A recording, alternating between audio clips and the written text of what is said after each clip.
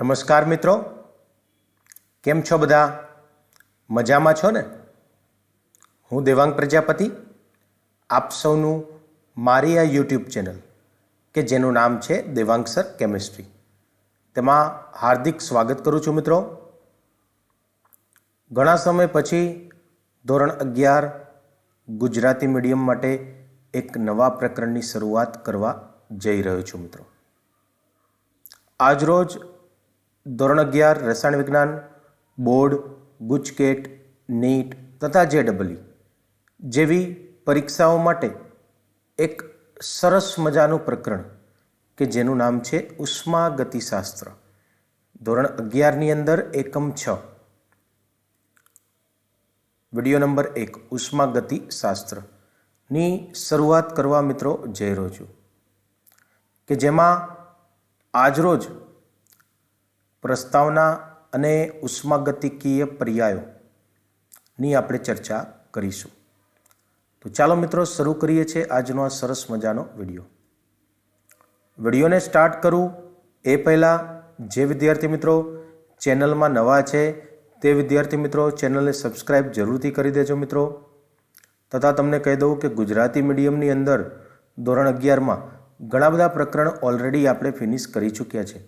પ્રકરણ 1, પ્રકરણ 2, પ્રકરણ 3, પ્રકરણ 4, ત્યારબાદ પ્રકરણ 8, પ્રકરણ 9 તથા પ્રકરણ 12.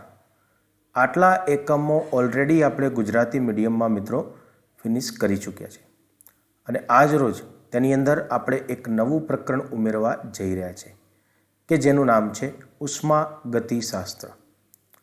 બરાબર. અને આ પ્રકરણમાં આજરોજ આ વિડીયોમાં આપણે પ્રસ્તાવના વિડીયો નંબર 1ની અંદર પ્રસ્તાવના અને ઉષ્માગતીય પર્યાયોની ચર્ચા કરીશું. તો સૌપ્રથમ તમને ખબર છે દરેક પ્રકરણની શરૂઆત જે છે એ ટેગલાઇનથી આપણે કરીએ છીએ મિત્રો.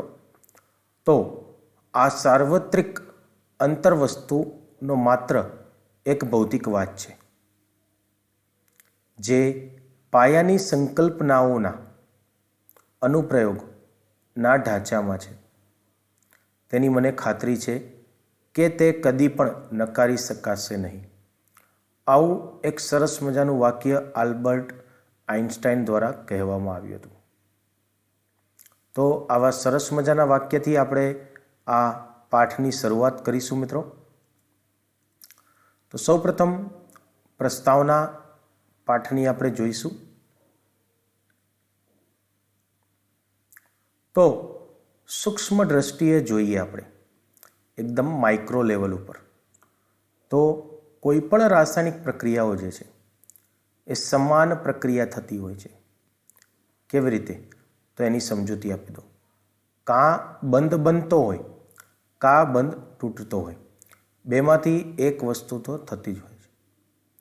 કોઈ પણ જગ્યાએ ટૂંકમાં આખા વિશ્વની અંદર કોઈ પણ રાસાયણિક પ્રક્રિયા જ્યાં થાય છે, બરાબર, એ જગ્યાએ આપણને એકદમ નાના લેવલ ઉપર, આણ્વિક લેવલ ઉપર જઈએ, અણુ લેવલ ઉપર જઈએ તો આપણને બે વસ્તુ જોવા મળે છે. કાં બંધ તૂટતો હોય, કાં બંધ જોડાતો હોય.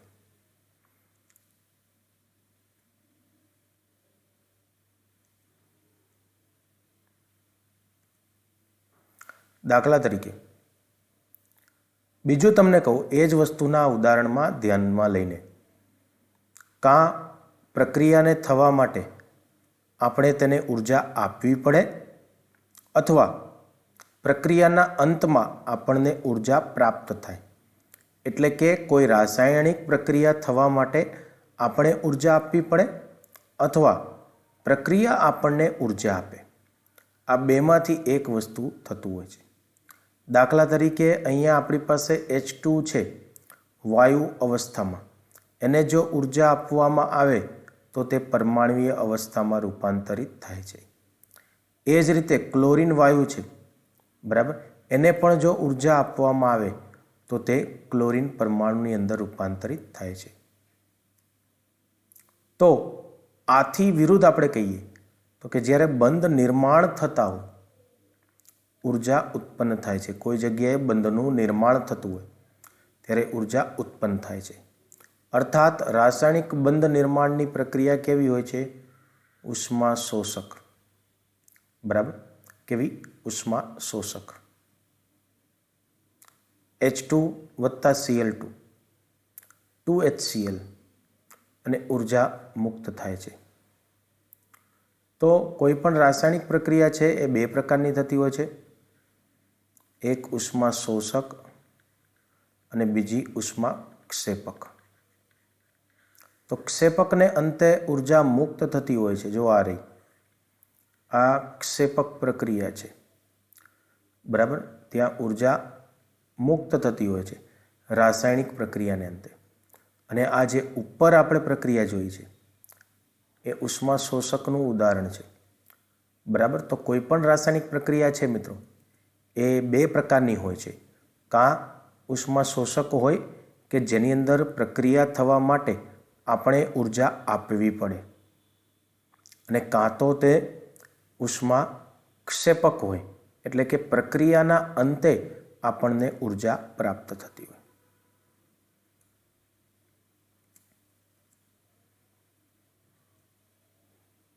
રાસાયણિક પ્રક્રિયામાં ક્યાં તો ઉર્જાનું શોષણ થાય છે અથવા ઉર્જાનું ક્ષેપન થાય છે. આપણે વાત થઈ બેમાંથી એક થતું હોય છે. બરાબર, કોઈ પણ જગ્યાએ કાં તો આપણે ઉર્જાનું શોષણ થાય અથવા તો ઉર્જાનું ક્ષેપન થતું હોય છે. બરાબર,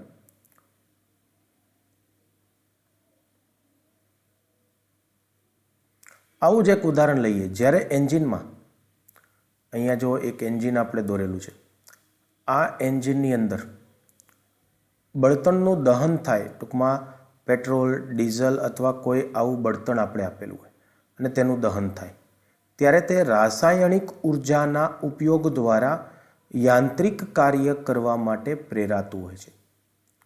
બરાબર, રાસાયણિક ઉર્જા એમાં બળતણ આપણે આપીએ, બળતણ જેવું આપે તો એ બળતણનું શું થશે? દહન થશે. અને દહનના પરિણામે રાસાયણિક ઉર્જાનો ઉપયોગ દ્વારા એ કોઈ યાંત્રિક કાર્ય કરવા માટે પ્રેરાય છે. આ બધી ઉર્જાઓના સ્વરૂપમાં શું થતું હોય છે? તો કે રૂપાંતરણ પામવાની હોય છે. બરાબર, ઉર્જાના રૂપાંતરણ પામવાના આવા અભ્યાસને આપણે શું કહીએ છીએ? ઉષ્માગતિશાસ્ત્ર, કે જે આપણા પ્રકરણનું ટાઇટલ છે. ઉષ્માગતિશાસ્ત્રને અંગ્રેજીમાં આપણે થર્મોડાયનેમિક્સ કહીએ છીએ. ટૂંકમાં ઉર્જાના રૂપાંતરણના અભ્યાસને આપણે ઉષ્માગતિશાસ્ત્ર અથવા થર્મોડાયનેમિક્સ કહીએ છીએ. અહીંયા જો એક ઉદાહરણ આપેલું છે ગેલ્વેનિક કોષનું. તો ગેલ્વેનિક કોષની અંદર પણ આવી રીતના જ રૂપાંતરણની ઘટના બનતી હોય છે.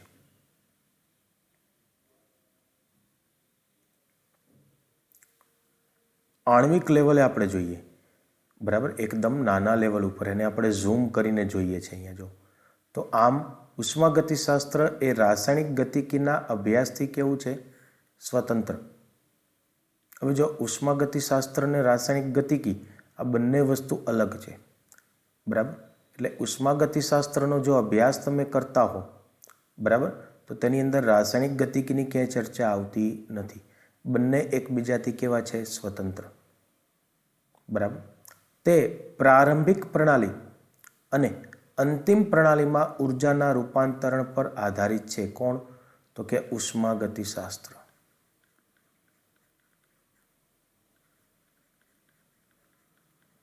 બરાબર, પ્રારંભિક અને અંતિમ. બરાબર, એટલે કે ધારો કે આપણે એક પ્રક્રિયા લઈએ અહીંયા A+B, એમાંથી આપણને CD મળે છે. તો તે આ પ્રક્રિયકો છે ને આ નિપજો છે, એટલે અંતિમ પરિસ્થિતિ છે ને આ પ્રારંભિક પરિસ્થિતિ છે. એના ઉપર ઉષ્માગતિશાસ્ત્ર આધારિત છે. જેમ કે ઉદાહરણ લઈએ આપણે, જો એની અંદર શું શું અભ્યાસ કરવાનો છે? તો કે તાપમાન, દબાણ જેવા સૂક્ષ્મ પરિબળો જે સમય સાથે સમતુલિત પ્રણાલી બદલી શકતા નથી, તેઓનો આપણે અભ્યાસ કરીશું. ત્યારબાદ અમુક પદાર્થો વચ્ચે નિયત સંજોગોમાં પ્રક્રિયા થશે કે નહીં, પછી છે જો તે પદાર્થો વચ્ચે પ્રક્રિયા શક્ય હોય તો તે કેટલા પ્રમાણમાં થશે. બરાબર, આવી વસ્તુ આપણે આ પ્રકરણમાં ટૂંકમાં જવાબ આપી શકીશું નહીં. બરાબર, તો જો અમુક અગત્યના પ્રશ્નો છે આપણી પાસે કે રાસાયણિક પ્રક્રિયામાં ઉર્જાનો ફેરફાર કેવી રીતે નક્કી કરે, આપેલી પ્રક્રિયા થશે કે નહીં. બરાબર, તો આવા પ્રશ્નોનો જવાબ આપણે આ પ્રકરણમાં અંતમાં આપીશું. બરાબર, એ જ રીતે જો તે પદાર્થો વચ્ચે પ્રક્રિયા શક્ય હોય તો તે કેટલા પ્રમાણમાં થશે. બરાબર, અથવા તો આગળ થશે. આનો પણ આપણે પ્રશ્નનો જવાબ જોઈશું. બરાબર, ત્યારબાદ તે મુખ્યત્વે 4 પાયાના નિયમો પર આધારિત છે. બરાબર, આ 4 નિયમોને આપણે ઉષ્માગતિશાસ્ત્રના શૂન્ય નિયમ, પ્રથમ નિયમ, બીજો નિયમ અને ત્રીજો નિયમ તરીકે ઓળખવામાં આવે છે, જેની આપણે વિગતવાર આ પાઠમાં ચર્ચા કરીશું. તો આ હતું મિત્રો પાઠની પ્રસ્તાવના. ઉષ્માગતિશાસ્ત્ર શું છે? તો ઉષ્મા અને ગતિ અને શાસ્ત્ર એટલે કે ઉષ્મા એટલે કે કોઈ પણ રાસાયણિક પ્રક્રિયા થતી હોય તો તેમાં જે રૂપાંતરણ થતું હોય છે એના અભ્યાસને આપણે ઉષ્માગતિશાસ્ત્ર કહીએ છીએ. બરાબર, હવે આપણે ચર્ચા કરીશું આ એક ભૌતિક રસાયણ વિજ્ઞાન બરાબર ની અંદરનો ચેપ્ટર છે આખું. એટલે નવા પ્રકારનું ચેપ્ટર ભણવા આપણે જઈ રહ્યા છીએ મિત્રો. એટલે એમાં નવા નવા શબ્દાર્થ છે, અમુક ટર્મિનોલોજી, તેની આપણે વિગતવાર ચર્ચા કરવી પડશે. બરાબર, જે આપણે અહીં હવે કરવા જઈ રહ્યા છીએ. તો સૌપ્રથમ આપણી પાસે છે ઉષ્માગતિકીય પર્યાય. બરાબર, તો આપણે વાત કરીએ મિત્રો, આપણે રાસાયણિક પ્રક્રિયાઓ અને ઉર્જાનો વિનિમયમાં રસ ધરાવીએ છીએ. આપણને કોઈ પણ જગ્યાએ ટૂંકમાં કઈ પ્રક્રિયામાં રસ છે, તો કે કોઈ જગ્યાએ જો રાસાયણિક પ્રક્રિયા થતી હોય બરાબર, તેની સાથે જે ઉર્જાની આપલે થાય છે અથવા તો વિનિમય થાય છે એની સાથે આપણને રસ છે, એમાં આપણે સંકળાયેલા છે. તેના માટે આપણે ઉષ્માગતિશાસ્ત્રના પાયાના ખ્યાલો વિશે જાણકારી મેળવવી પડે. બરાબર, તો આપણે એક એક કરીને પાયાના ખ્યાલો વિશેની ચર્ચા હવે કરવા જઈ રહ્યા છે. તો સૌપ્રથમ આપણી પાસે છે પ્રણાલી અને પર્યાવરણ. બરાબર, પ્રણાલી અને પર્યાવરણ. અંગ્રેજીમાં પ્રણાલીને આપણે સિસ્ટમ કહીએ છીએ અને પર્યાવરણને આપણે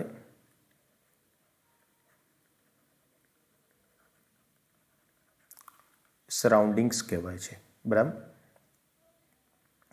તો અહીંયા એક પ્રણાલી આપણને આપવામાં આવી છે. જો બરાબર, આટલી એક બીકર આપેલું છે અને આ બીકરમાં કંઈક પ્રવાહી ભરેલું છે અને તે વરાળ સ્વરૂપે રૂપાંતરણ થઈ રહ્યું છે, જે અહીં આપણને આકૃતિમાં જોવા મળી રહ્યું છે. બરાબર, તો આ જે બીકરની અંદરનું જે વસ્તુ છે એને આપણે શું કહીએ છીએ? પ્રણાલી. બરાબર, તો જો વિશ્વનો એક અતિ સૂક્ષ્મ ભાગ, કેવો? વિશ્વનો એક અતિ સૂક્ષ્મ ભાગ કે જે વિશ્વના બાકી ભાગથી કે ચોક્કસ હદ રેખાથી અલગ થયેલો હોય, એક બાઉન્ડ્રીથી તેને આપણે અલગ કરેલો હોય અને જેના પર બાહ્ય ફેરફારો દ્વારા પ્રયોગો કરવામાં આવે અને એની નોંધ કરવામાં આવતી હોય, તો એવા વિશ્વના એક અતિ સૂક્ષ્મ ભાગને આપણે શું કહીએ છીએ? પ્રણાલી. બરાબર, જે અહીં તમે જોઈ શકો છો. બરાબર, આ બીકરની પ્રણાલી છે આખી. જ્યારે પ્રણાલી સિવાયનો ભાગ જે છે, બરાબર, પ્રણાલી સિવાયનો જે ભાગ છે એ સમગ્ર ભાગને આપણે શું કહીએ છીએ? પર્યાવરણ. બરાબર, તો મિત્રો વિશ્વ જે છે એ બે શબ્દોનું બનેલું છે. આપણે કહી શકીએ ઉષ્માગતિશાસ્ત્રના પર્યાયોના અનુરૂપે. એક છે પ્રણાલી અને બીજું છે પર્યાવરણ. તો આ બંનેને એકઠું કરવામાં આવે તો વિશ્વનું નિર્માણ થાય છે. બરાબર. ત્યારબાદ પ્રણાલીના અલગ અલગ પ્રકારો છે, તેની આપણે વિગતવાર ચર્ચા કરીશું અને જે ખૂબ જ આઈએમપી પ્રશ્ન પણ છે મિત્રો. બરાબર. તો સૌપ્રથમ આપણી પાસે છે ખુલ્લી પ્રણાલી. કેવી? ખુલ્લી પ્રણાલી. બરાબર. તો ખુલ્લી પ્રણાલીની અંદર જો આપણે વાત કરીએ તો પ્રણાલી અને પર્યાવરણ, જો આ છે પ્રણાલી, બરાબર, અને આ બહારનો ભાગ છે એ પર્યાવરણ. બરાબર. એટલે પ્રણાલી અને પર્યાવરણ વચ્ચે દ્રવ્ય અને ઉર્જાનો વિનિમય થાય છે. કોનો કોનો? તો કે દ્રવ્ય અને ઉર્જા બંનેનો શું થાય છે? વિનિમય, એટલે કે આપલે. ટૂંકમાં પ્રણાલી અને પર્યાવરણ વચ્ચે ઉર્જા અને દ્રવ્ય બંનેની આપલે થાય છે. તો આવી પ્રણાલીને આપણે કેવી કહીએ છીએ? ખુલ્લી પ્રણાલી. બરાબર. અહીંયા જો એક ઉદાહરણ આપેલું છે. એક પ્લેટની અંદર બરફનો ટુકડો ભરેલો છે. બરાબર. કે જે બરફનો ટુકડો છે એ થોડાક સમય પછી પીગળવા માંડશે. બરાબર. અને એ ખુલ્લી પ્રણાલીનું ઉદાહરણ છે. તો જો આથી ખુલ્લા પાત્રમાં મૂકેલો બરફનો ટુકડો જે છે એ રકાબીમાંનું પાણી ખુલ્લી પ્રણાલીનું ઉદાહરણ છે. બરાબર. તો ફરીથી ખુલ્લી પ્રણાલીમાં પ્રણાલી અને પર્યાવરણ વચ્ચે દ્રવ્ય અને ઉર્જાનો વિનિમય થાય છે. બરાબર. ખુલ્લા બીકરમાંના પ્રક્રિયકોની હાજરી અહીંયા એ ખુલ્લી પ્રણાલીનું ઉદાહરણ છે. સાથે સાથે અહીંયા આ જે બાઉન્ડ્રી જે છે એને આપણે સીમા કહીએ અથવા તો હદ કહીએ. બરાબર. એ એક કાલ્પનિક સપાટી છે. બરાબર. તો આ વાત થઈ ખુલ્લી પ્રણાલીની મિત્રો. ત્યારબાદ આપણે આગળ વધીએ તો આપણી પાસે છે બંધ પ્રણાલી. બરાબર. તો ખુલ્લી પ્રણાલીની અંદર દ્રવ્ય અને ઉર્જા બંનેનો વિનિમય થતો હતો. જ્યારે બંધ પ્રણાલીની અંદર જો જોવામાં આવે, બરાબર, તો બંધ પ્રણાલીની અંદર દ્રવ્યનો વિનિમય થતો નથી. કોનો? દ્રવ્યનો વિનિમય થતો નથી. બરાબર. પણ ઉર્જાનો વિનિમય એટલે કે પર્યાવરણ અને પ્રણાલી એના બંને વચ્ચે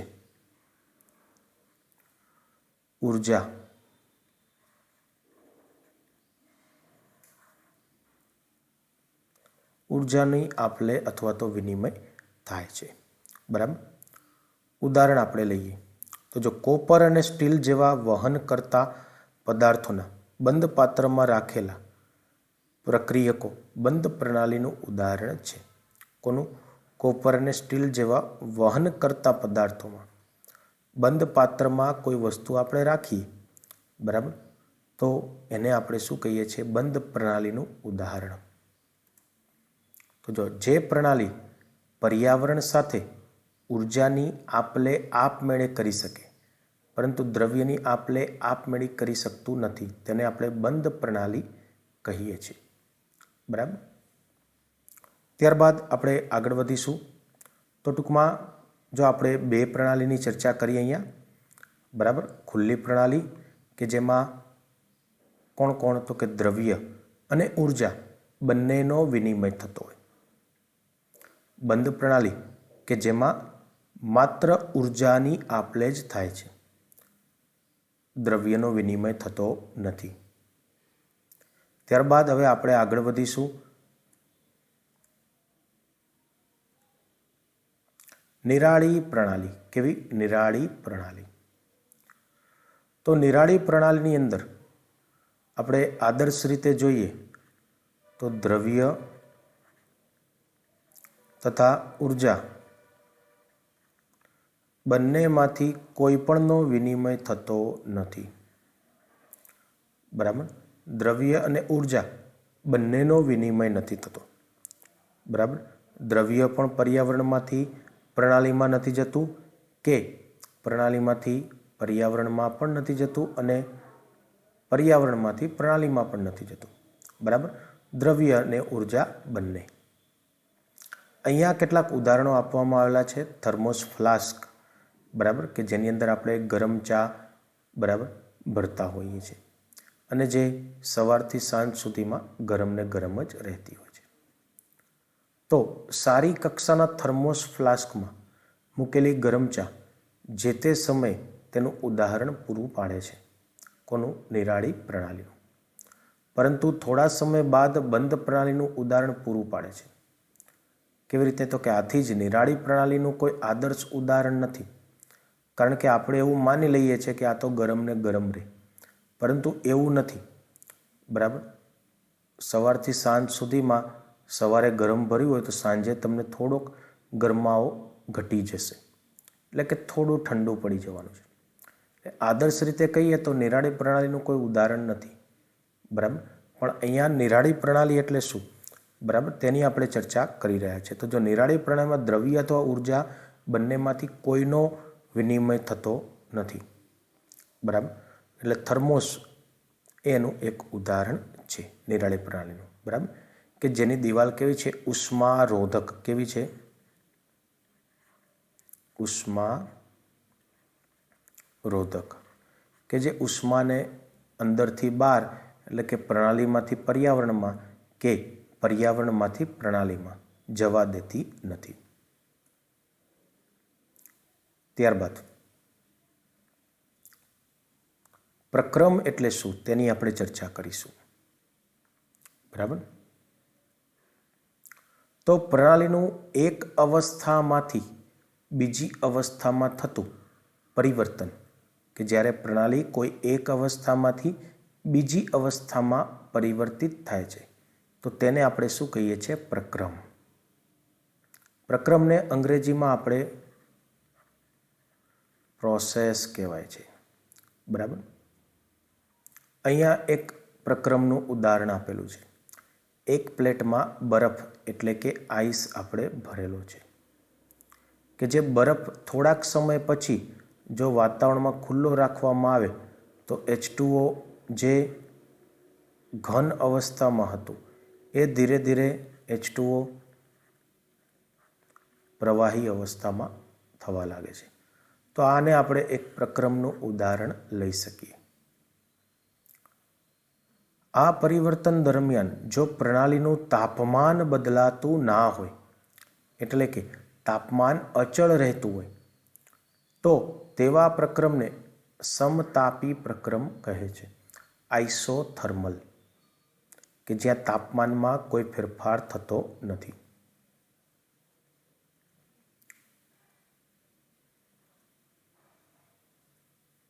પ્રણાલી જ્યારે આ પ્રકારના ફેરફાર અનુભવે, બરાબર, ત્યારે તાપમાન અચળ રાખવા માટે કાં તો પ્રણાલી પર્યાવરણમાંથી ઉર્જા મેળવે છે અથવા પર્યાવરણને ઉર્જા આપે છે.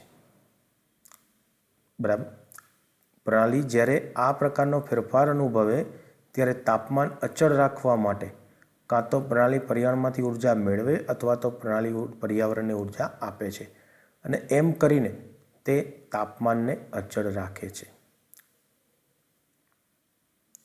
જો પ્રણાલીમાં થતા ફેરફાર દરમિયાન પ્રણાલી ઉષ્મા ગુમાવે પણ નહીં અને ઉષ્મા મેળવે પણ નહીં, ટૂંકમાં કોઈ પણ પ્રકારનો જો ફેરફાર ન થાય તો એવા પ્રક્રમને સમોષ્મી પ્રક્રમ એટલે કે એડિયાબેટિક પ્રોસેસ કહેવામાં આવે છે. બરાબર? કેવી? એડિયાબેટિક. એડિયાબેટિકને આપણે શોર્ટમાં એડી તરીકે ઓળખીએ છીએ.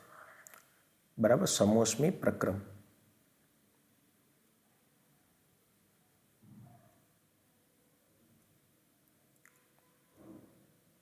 જો પ્રણાલી વાયુરૂપ દ્રવ્યો ધરાવતી હોય, બરાબર, કેવા કોઈક વાયુઓ ધરાવતી હોય અને પ્રણાલીમાં થતા ફેરફાર દરમિયાન પ્રણાલીનું દબાણ અચળ રહેતું હોય, પ્રવાહી હોય, બરાબર, તો આપણે તાપમાનની વાત કરી, બરાબર, સાંદ્રતાની વાત કરીએ. જ્યારે જો વાયુ અવસ્થા હોય, બરાબર, તો દબાણ અચળ રહેતું હોય, તો તેવા પ્રક્રમને આપણે કેવું કહીએ છીએ? સમદાબી પ્રક્રમ. કેવું? સમદાબી એટલે કે આઇસોબેરિક, દબાણ અચળ, બરાબર.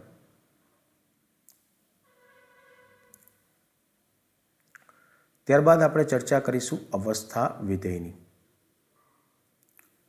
તો અહીંયા એક ફોટોગ્રાફ આપેલો છે આપણને, બરાબર. તો જો પ્રણાલીના ગુણધર્મોના જે મૂલ્યો ફક્ત પ્રણાલીની અવસ્થા પર આધાર રાખે છે, કઈ અવસ્થામાં છે તે, પરંતુ તે અવસ્થા પ્રાપ્ત કરવા માટેની પદ્ધતિ પર કોઈ આધાર રાખતું નથી. એ અવસ્થા તમે કેવી રીતે લઈ આવ્યા એના ઉપર આધાર રાખતા નથી. તો પ્રણાલીના આવા ગુણધર્મ કે જે ફક્ત મૂલ્યો પ્રણાલીની અવસ્થા ઉપર જ આધાર રાખે, એ અવસ્થા કેવી રીતે પ્રાપ્ત થઈ એની કોઈ ચર્ચા નહીં, માત્ર અવસ્થા ઉપર, તો તેને આપણે અવસ્થા વિધેય કહીએ છીએ. જેમ કે એમ દ્રવ્યમાન ધરાવતા પદાર્થને h જેટલી ઊંચાઈએ લઈ જવા માટે, બરાબર, એક પદાર્થ છે, ધારો કે એના અહીંથી આપણે ઉપર લઈ જઈએ છીએ h જેટલી ઊંચાઈ, એનું દળ કેટલું છે? તો કે m, અને ઊંચાઈ કેટલી છે? તો કે h જેટલી. કેટલી? h જેટલી, બરાબર. એના માટે વિવિધ પદ્ધતિઓ હોઈ શકે, પરંતુ તે ઊંચાઈએ તેની સ્થિતિ ઉર્જાનું મૂલ્ય કેટલું થાય? u. સ્થિતિ ઉર્જા u, એનું મૂલ્ય થશે mgh, બરાબર. m એટલે તેનું દળ, g એટલે ગુરુત્વ પ્રવેગ અને h એટલે એટલી ઊંચાઈ. તો સ્થિતિ ઉર્જાનું સૂત્ર થશે u બરાબર mgh. આમ સ્થિતિ ઉર્જા પદાર્થનો એક અવસ્થા વિધેયનો ગુણધર્મ છે, બરાબર.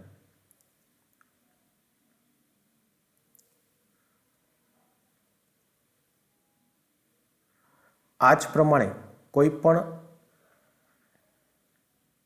1 મોલ આદર્શ વાયુ જેમાં 273 કેલ્વિન તાપમાન, 1 વાતાવરણ બાર દબાણ, 22.4 લીટર કદ ધરાવે છે. આ યાદ રાખવાનું છે આપણે ખાસ કરીને દાખલાઓ માટે. પરંતુ કદનો આધાર 273 કેલ્વિન તાપમાને અને 1 બાર દબાણ લાવતા પહેલાં જે તે પદાર્થની કઈ સ્થિતિમાં હતો તેના પર આધાર રાખતો નથી. એટલે આપણે આદર્શ વાયુની વાત આવે તો 201 મોલ પદાર્થ આદર્શ વાયુ છે, 273 કેલ્વિન તાપમાન, 1 બાર દબાણ અને કદ 22.4 લીટર, બરાબર. આમ નિયત તાપમાને અને દબાણે વાયુના નિશ્ચિત જથ્થાનું કદ એ પણ વાયુનું શું છે? અવસ્થા વિધેય.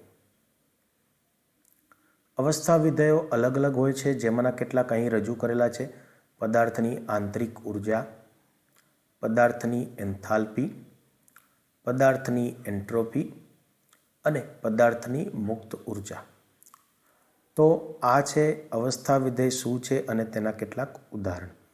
પદાર્થની આંતરિક ઉર્જા, પદાર્થની એન્થાલ્પી, પદાર્થની એન્ટ્રોપી, પદાર્થની મુક્ત ઉર્જા, આ બધા અવસ્થા વિધેયના કેટલાક ઉદાહરણો છે.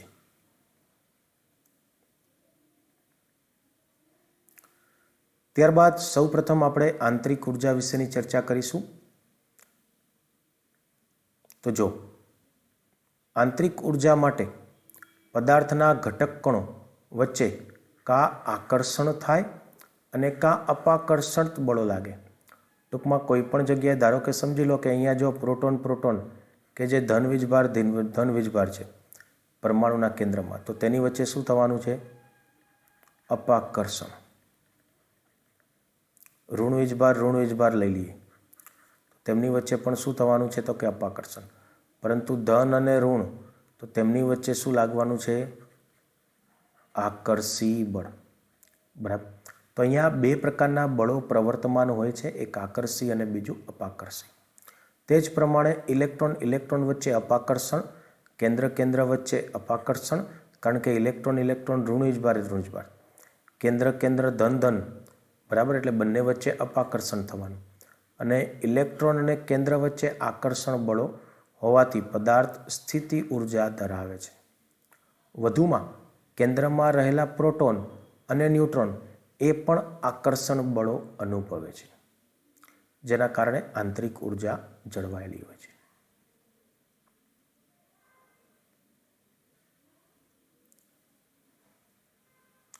હવે જો અહીંયા આપણી પાસે એક સૂત્ર છે, E બરાબર mc². E એટલે ઉર્જા, m એટલે દ્રવ્ય, c બરાબર પ્રકાશનો વેગ, કે જેની કિંમત 3 × 10⁸ મીટર પર સેકન્ડ થાય છે. બરાબર. આ સમીકરણ અનુસાર દ્રવ્ય પોતે ઉર્જાનું એક સ્વરૂપ છે. બરાબર. આમ પદાર્થમાંથી પ્રાપ્ત થતી ઉર્જાના કુલ જથ્થાને પદાર્થની આંતરિક ઉર્જા U તરીકે ઓળખવામાં આવે છે. પદાર્થમાંથી પ્રાપ્ત થતી ઉર્જાના કુલ જથ્થાને પદાર્થની આંતરિક ઉર્જા U કહેવામાં આવે છે.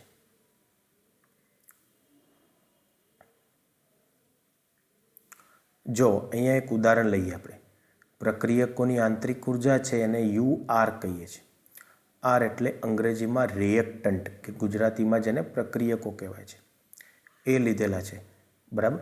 આ પ્રક્રિયકો આપણે આ એક બીકરની અંદર ઉમેરીએ છીએ, એટલે કે નિપજોની આંતરિક ઉર્જા UP. બરાબર. ત્યારે નિપજોની આંતરિક ઉર્જા અને પ્રક્રિયકોની આંતરિક ઉર્જાના તફાવત જેટલી ઉર્જા ઉષ્મા સ્વરૂપે મુક્ત થાય છે અથવા તો શોષાય છે, તેને આંતરિક ઉર્જાનો ફેરફાર ΔU તરીકે દર્શાવાય છે. બરાબર. ΔU બરાબર UP - UR. બરાબર.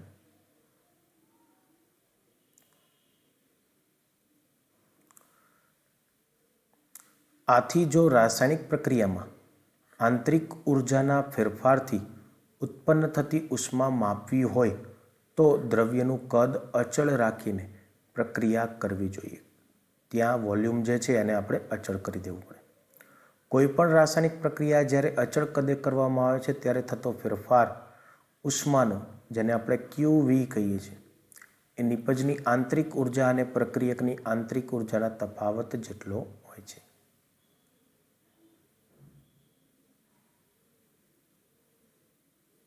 તો જો આ રીતના QV UP - UR, આ તો આપણે હમણાં જ લખ્યું. ΔU બરાબર UP - UR, એટલે કે નિપજોની આંતરિક ઉર્જા માઇનસ પ્રક્રિયકોની આંતરિક ઉર્જાનો તફાવત. એ કેવો છે? ઉષ્માના થતો ફેરફાર જેટલો, QV, અચળ કદે. હા ભાઈ. આમ આંતરિક ઉર્જા તફાવત અચળ કદે થતો ઉષ્માનો ફેરફાર છે. ત્યારબાદ આપણે ચર્ચા કરીશું કાર્યની. બરાબર. કાર્ય. તો કાર્ય એટલે શું? તો કે જો એના માટે સૌપ્રથમ આપણે એક ઉદાહરણ લઈશું. તો કાર્ય કરવા માટે આંતરિક ઉર્જામાં થતો ફેરફાર આપણે તપાસવો પડે. આપણે એક થર્મોસ લીધો હતો, બરાબર, અથવા તો ફ્લાસ્ક, કે જેની દિવાલ કેવી હતી? ઉષ્મારોધક, કે જે ઉષ્મા ઉર્જાને અંદરથી બહાર, એટલે કે પ્રણાલીમાંથી પર્યાવરણમાં ને પર્યાવરણમાંથી પ્રણાલીમાં આપલે થવા દેતી ન હતી. બરાબર. પરંતુ જો પ્રણાલીમાં થતા ફેરફાર દરમિયાન પ્રણાલી ઉષ્મા ગુમાવે પણ નહીં અને ઉષ્મા મેળવે પણ નહીં, તો આવા પ્રક્રમને આપણે કેવા કહેતા હતા? સમોષ્મી પ્રક્રમ અથવા તો સમોષ્મી પ્રણાલી. બરાબર. તો તેના માટે આપણી પાસે એક સરસ મજાની આકૃતિ છે. બરાબર. કે પર્યાવરણ, સમોષ્મી પ્રણાલી, કે જે તેની સીમા મારફતે ઉષ્માની હેરફેર થવા દેતી નથી.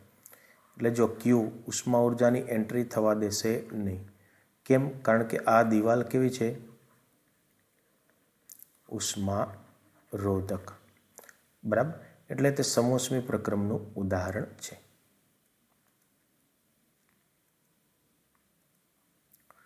એના માટે એક આપણે ઉદાહરણ લઈએ, કેટલું યાંત્રિક કરીએ છીએ તેના માટે. જેમ કે 1 કિલોજૂલ કાર્ય નાના પડેલા પેડલો ફેરવીને, ટૂંકમાં પેન્ડલ આવે ને સાયકલમાં, એટલું પેન્ડલ ફેરવીને અને તેના લીધે પાણીને આપણે ઘુમાવીએ છીએ, બરાબર.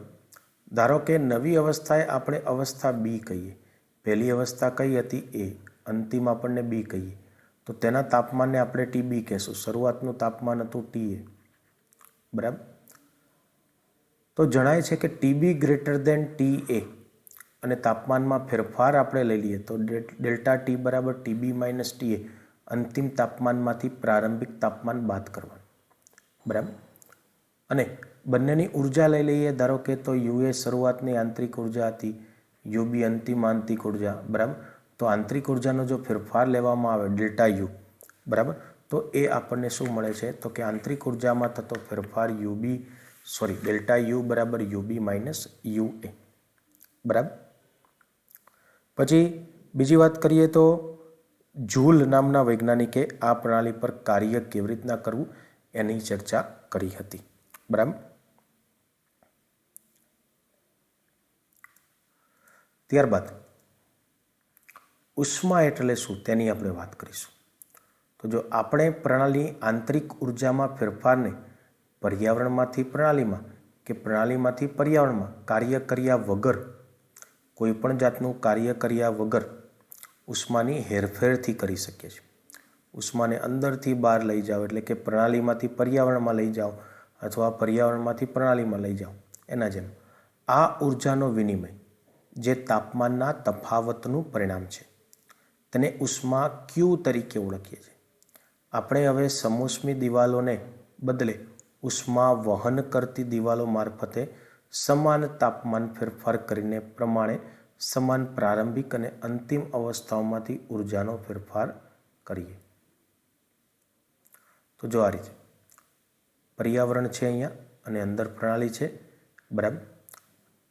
તાપમાનનો ફેરફાર એટલે કે ઉર્જા ઉષ્મા તરીકે આપણે તેને પ્રણાલીમાંથી પર્યાવરણમાં અને પર્યાવરણમાંથી પ્રણાલીમાં આવો ફેરફાર લઈ શકીએ છીએ, બરાબર. તેના માટે આપણી પાસે શું છે, સૂત્ર છે ડેલ્ટા યુ બરાબર ક્યુ વત્તા થયેલું કાર્ય, બરાબર. બંનેનો સરવાળો કરવાનો છે, ઉષ્મા અને કાર્ય, બરાબર, આંતરિક ઉર્જામાં થતો ફેરફાર. આપેલ અવસ્થામાં ફેરફાર કરવા માટે ક્યુ અને ડબલ્યુ બંને ફેરફાર કેવી રીતે લાવવામાં આવે છે તેના પર આધાર રાખે છે. ધારો કે ક્યુ વત્તા ડબલ્યુ બરાબર ડેલ્ટા યુ, તો માત્ર પ્રારંભિક અને અંતિમ અવસ્થાઓ ઉપર જ આધાર રાખવાનો છે. જો ઉર્જાની હેરફેર ઉષ્મા દ્વારા અથવા તો કાર્ય વડે કરવામાં આવ્યો ન હોય તો એ પ્રણાલી કેવી હતી, નિરાળી પ્રણાલી. એટલે કે ક્યુ બરાબર શું થઈ જશે, 0. એટલે ડબલ્યુ બરાબર પણ શું થવાનું છે, 0. તો ડેલ્ટા યુની કિંમત કેવી થશે, 0. તો નિરાળી પ્રણાલી માટે ડેલ્ટા યુની કિંમત 0 છે, બરાબર. આ જે સમીકરણ છે એનો ક્રમ આપણે 6.1 છે, બરાબર. એટલે કે ડેલ્ટા યુ બરાબર ક્યુ પ્લસ ડબલ્યુ ઉષ્માગતિશાસ્ત્રના પ્રથમ નિયમનું ગાણિતીય નિવેદન છે. અને નિવેદન શું છે તો જો નિરાળી પ્રણાલીની ઉર્જા કેવી હોય છે, અચળ. આ હતો એક સામાન્ય કિસ્સો. તો આ સાથે મિત્રો આપણે આ પ્રકરણમાં પ્રસ્તાવના અને કેટલાક ઉષ્માગતિકીય પર્યાયોની ચર્ચા કરી છે. આની અંદર કોઈ પણ પ્રશ્ન હોય તો તમે કોમેન્ટ બોક્સની અંદર જઈ કોમેન્ટ કરી શકો છો. તથા આ જ રીતે અવનવા વિડીયો જોવા માટે મારી ચેનલને સબસ્ક્રાઈબ જરૂરથી કરી દેજો મિત્રો, જેથી કરીને તમને નવા વિડીયોના નોટિફિકેશન મળતા રહે. That's all. Thank you. આવજો.